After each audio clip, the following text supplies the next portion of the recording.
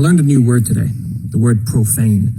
It's not like I'd never heard the word before. I'd heard it, but didn't really obviously understood what it fully meant. Now, profane is actually a word that comes from the root profanus in the Latin, and pro meaning before, and phanum meaning the temple or sanctuary. We use this word profane when someone kind of does something that we think is like dishonorable or disrespectful to that which is holy. So for us, they don't really respect, they don't really honor our God, and we kind of get all bent out of shape about it like they should do. But profane really means to just be outside of the temple. Like whenever God invites someone into his purpose, into his will, into his presence, the temple in the Old Testament is where he was. And so he calls people in to come and experience him, to be led by him. But he had certain ways for us to go about it. Holy ways, righteous ways to live in.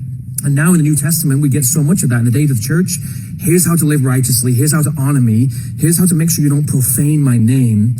And that's because he just calls us to come close. All of us started outside the temple. All of us started outside of his will and his goodness. And he called us in. So maybe when we consider doing something that we might think is profane, maybe we should remember what we were called out of.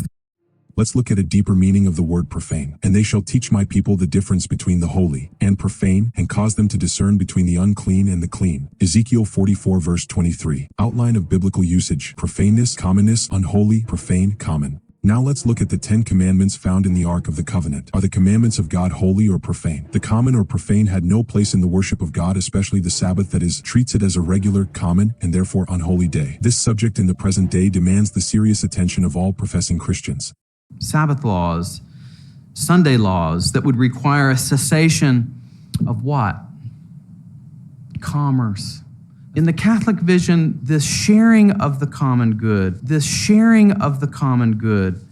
is precisely the way in which our personal goods are elevated. Sabbath laws are a way of publicly orienting us to God, but also safeguarding the common good of the family. You heard the Professor Chad Pecknold, PhD. Sunday is the common good for society. The 7-day Sabbath is not the holy day, but rather Sunday. Profane means to treat with irreverence and disrespect. It means to treat as common. Sunday, Monday, Tuesday, Wednesday, Thursday, and Friday are common days of the week, whereas the Sabbath is holy. It is special, set apart. Blessed is the man that doeth this, and the Son of Man that layeth hold on it, that keepeth the Sabbath from polluting it, and keepeth his hand from doing any evil. Isaiah 56 verse 2. Then I contended with the nobles of Judah, and said unto them, What evil thing is this that ye do, and profane the Sabbath day? Nehemiah 13 verse 17.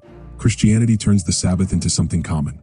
And God blessed the seventh day, and sanctified it, because that in it he had rested from all his work which God created and made.